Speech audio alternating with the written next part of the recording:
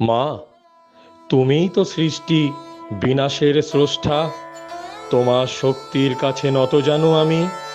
শান্তিরূপে দাও মোরে নতুন জীবন, এই প্রার্থনায় করো দয়া তুমি।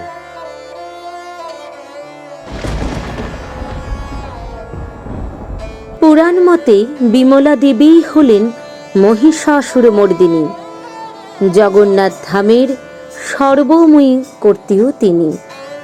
দেবীর কোনো হাতে নেই কোনো অস্ত্র। জগন্নাথ দেব জগতের নাথ। তার স্নেহ স্পর্শ এই চলমান হয় গোটা ধরিত্রী জীব জগৎ। তিনি শ্রী বিষ্ণুর অবতার বটে।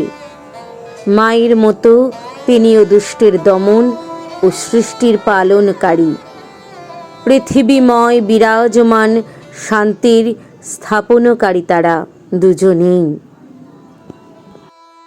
জীবন যুদ্ধে মোরা রণক্লান্ত, দেখিয়ে দিলে মুক্তির নতুন দিশা। মহিষাসুরের বিনাশ করে আধার রাতে এলো নতুন উষা।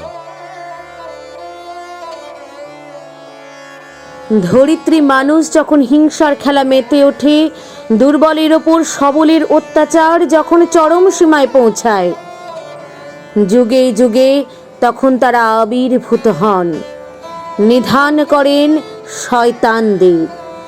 বিরাজিত হয় ন্যায়, সত্যি, সুন্দর, শান্তি।